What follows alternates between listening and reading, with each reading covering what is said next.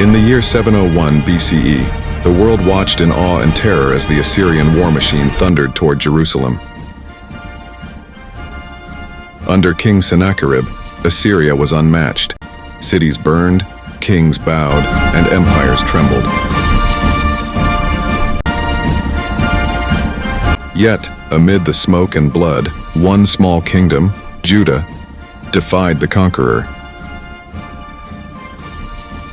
This is not merely a tale of war, but of gold, faith, and prophecy. Behind the clash of armies lay a deeper drama: the politics of survival, the economics of tribute, and the divine counsel of a prophet who stood against the world's mightiest king. What unfolded at the walls of Jerusalem would echo through centuries, a mystery that humbled empires and exalted faith.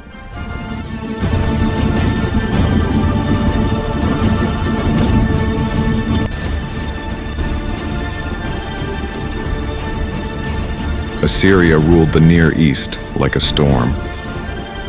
From Nineveh to Egypt, its kings demanded obedience, its armies enforced it.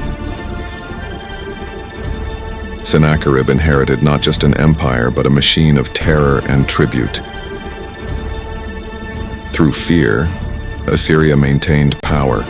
Gold and silver flowed from conquered lands into its treasuries. Judah, once a loyal vassal, now hesitated to pay.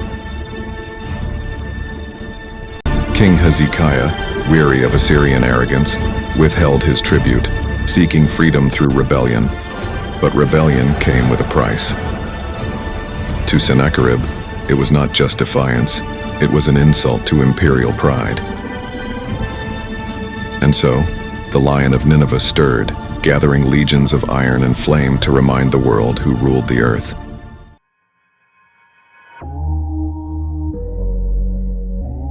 Judah's gamble. In Jerusalem, Hezekiah faced impossible choices. The Assyrian army had already crushed neighboring states, Ashkelon, Ekron, and Lachish. His advisors urged tribute, but his heart yearned for freedom. He turned to Egypt for alliance, trading gold for chariots and promises. Yet Egypt's help would never come in time. Inside the palace treasury, artisans melted temple gold to finance walls, weapons, and water tunnels. Hezekiah's decision split his court. Politics and prophecy collided. The prophet Isaiah warned, "Trust not in Egypt, nor in the arm of flesh." But kings are rarely guided by patience. Judah's gamble was cast, and the winds of vengeance were already moving north from Nineveh.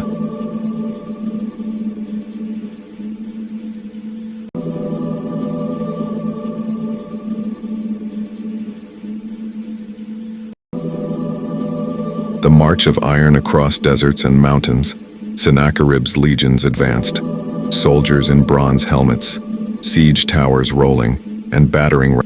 His army was an economy of conquest, feeding itself by pillage, tribute, and fear. By the time Assyria reached Judah, its banner had become a symbol of doom. The Assyrian scribes recorded it proudly. 46 strong cities of Hezekiah one took. Yet Jerusalem remained, the heart that refused to surrender.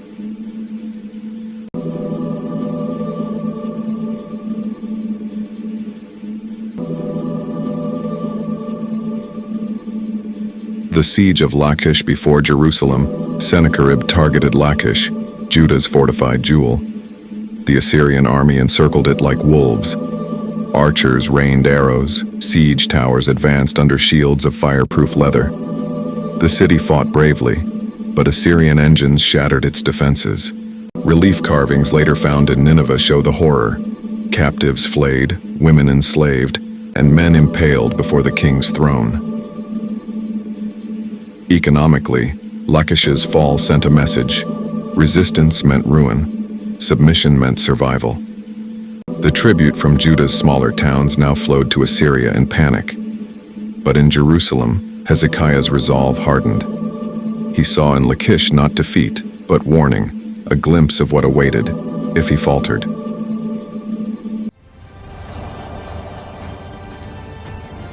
tribute and terror.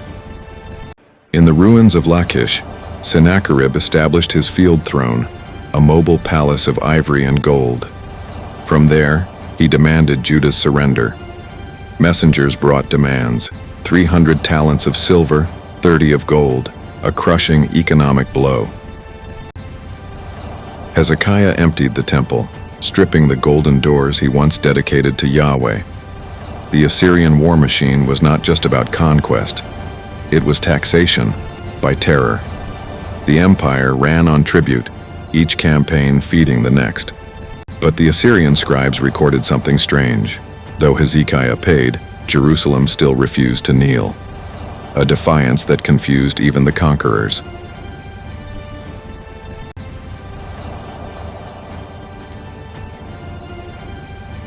The envoys of blasphemy. To crush Jerusalem's spirit, Sennacherib sent his envoys, Rabshakeh, the master of Assyrian propaganda. Before the city walls, he mocked the people in their own language. "Do not let Hezekiah deceive you. Has any god saved his land from the king of Assyria?" His voice echoed like thunder over trembling walls. It was not just psychological warfare, and it was political theater. Hezekiah's advisors begged him to negotiate, but Isaiah counseled silence. "Answer him not." In that silence, fear and faith clashed. For the first time, war turned from swords to words, from siege towers to ideology.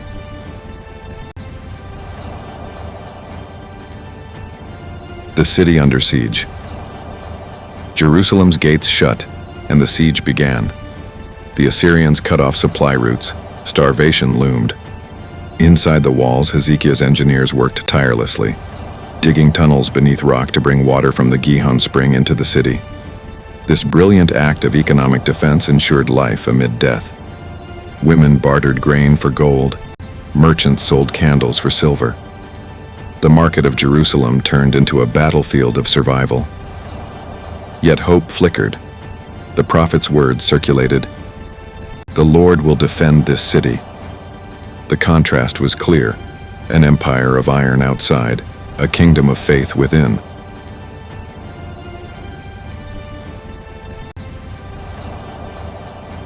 The prayer of Hezekiah. Hezekiah entered the temple, unarmed but unbroken. Before the ark, he spread Sennacherib's letter of threats and prayed, "O Lord, the God of Israel, incline your ear and see." His plea was both political and spiritual, a king's diplomacy before heaven. Isaiah returned with an answer: "The king of Assyria shall not enter this city." For Hezekiah, that prophecy was worth more than armies. Yet outside the walls, Sennacherib's camp prepared for the final strike. Thousands of soldiers sharpening blades under the moon. Inside, the king knelt, not before Assyria, but before God. Night of the Angel. That night, a silence fell over the Assyrian camp, eerie, thick, divine. Then came the unseen. Scripture calls it the angel of the Lord. Historians call it a plague, a desert wind or disease. But when morning came, 185,000 soldiers lay dead. No sword drawn, no siege fought. Sennacherib awoke to a field of corpses. His empire's might had been broken by mystery. Jerusalem's people wept with awe. The prophecy had come true. For Hezekiah, it was not victory by power, but deliverance by faith.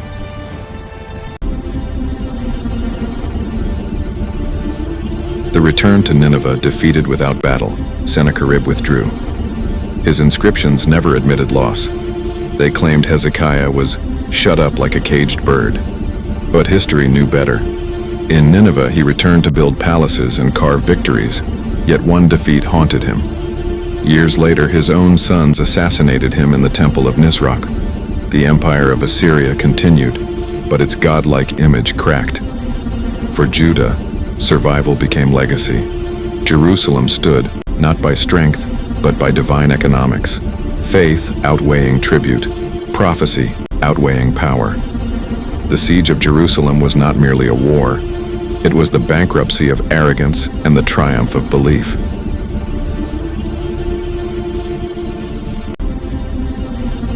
The aftermath of deliverance. The sun rose over a silent battlefield. Carrion birds circled above what had once been the pride of Assyria. Judah's survivors emerged, trembling between disbelief and praise. The dead outside the walls told a story no army could explain. Hezekiah declared a national thanksgiving, dedicating new offerings to the temple. Economically, the city revived. Merchants reopened stalls, farmers returned to fields, and artisans forged tools from abandoned Assyrian bronze. Yet, among the people, awe outweighed joy. Jerusalem had survived not by strategy, but by something unseen. News of the miracle spread through the Near East, shaking neighboring nations who once feared Assyria's invincible name.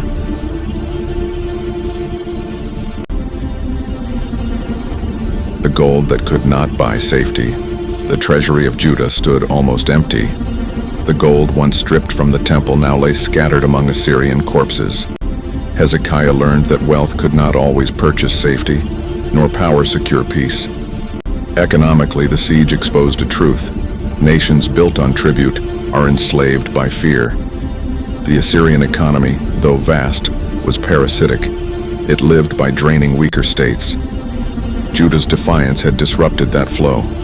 Trade routes reopened, and merchants from Tyre, Moab, and Edom cautiously returned, seeking stability under a humbled king. Hezekiah began reforming the city's taxes, ensuring Jerusalem would never again depend on temple gold for survival. The politics of survival. In the political realm, Hezekiah's reputation transformed. The same rulers who once mocked Judah now sought alliances. Egypt's envoys arrived, praising what they called divine favor. Babylon, rising in the east, sent gifts and diplomats disguised as friends. Isaiah warned the king, "Show them not your treasures." But politics is seduction through flattery, and Hezekiah showed them everything. The palace, the armory, the temple wealth restored. This moment would plant seeds of future ruin, for Babylon's eyes saw gold worth conquering. Yet for now, Jerusalem basked in rare peace. Hezekiah, the rebel king, had become a symbol that even small nations could stand when empires fall. Isaiah's prophecy of tomorrow. Prophet Isaiah stood outside the temple gates, his face solemn. The people sang songs of deliverance, but he saw beyond the present. "Behold, the days shall come," he declared, "when all that is in thy house shall be carried to Babylon." His voice trembled with divine sorrow, not anger. The nation celebrated victory. Isaiah foresaw captivity. Politically, this moment marked a shift, from fear of Assyria to the coming power of Babylon. In this prophecy lay the future economic exile of Judah. The wealth Hezekiah displayed would one day become the spoils of Nebuchadnezzar. Yet Isaiah's message ended with hope. From ashes, a remnant would rise again. Sennacherib's rage and ruin. Back in Nineveh, Sennacherib fumed in silence.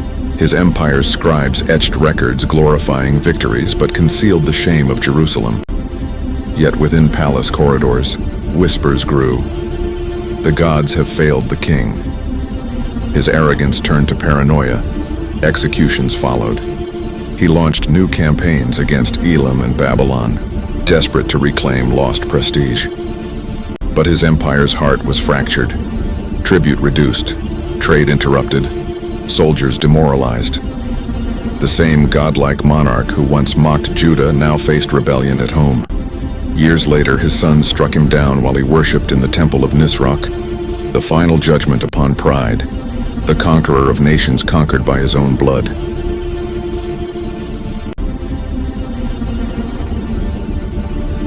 The economy of empires. Assyria's wealth had always flowed from conquest, tribute, labor, and plunder. Without endless wars, its economy began to crumble. Craftsmen sat idle, merchants feared unsafe roads, and vassals delayed payments. In contrast, Jerusalem's small but stable economy recovered through trade and agriculture. This contrast revealed an eternal truth. Sustainable wealth grows from labor, not loot. Ancient empires fell when their appetite exceeded their resources. The siege of Jerusalem became a lesson not just in faith but in economics, that greed without productivity devours nations from within.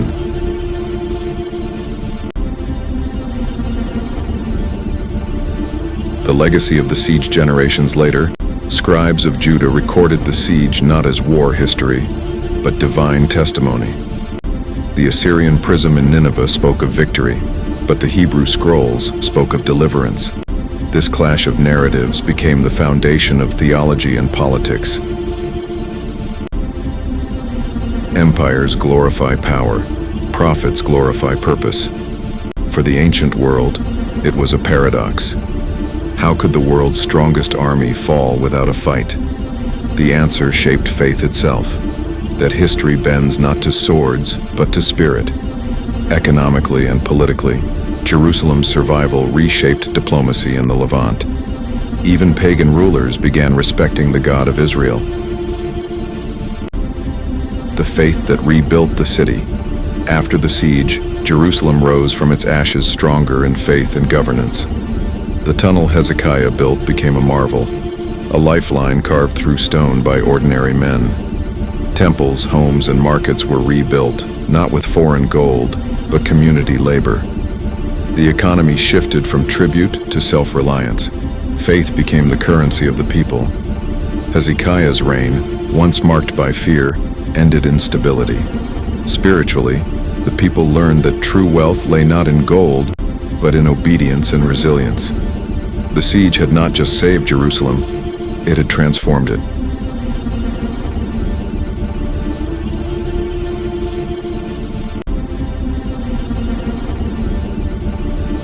Lessons for kings and empires. Historians later saw the siege as a moral compass for all rulers. Economically, it warned against dependence on war wealth. Politically, it revealed that legitimacy comes not from conquest but from justice. Spiritually, it testified that arrogance destroys empires faster than armies. Sennacherib's fall became a lesson whispered in royal courts. Power without righteousness collapses. Hezekiah's faith, though imperfect, preserved a people and their nation. Across centuries, philosophers, theologians, and economists alike returned to this story as proof that empires rise by greed, but endure by wisdom.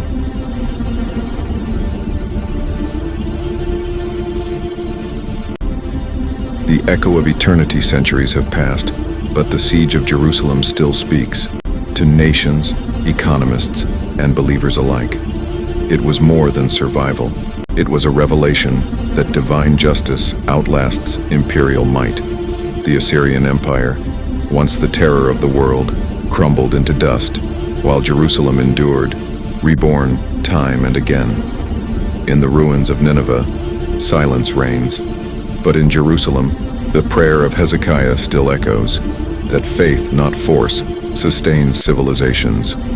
History recorded two kings, one who trusted in power and one who trusted in God.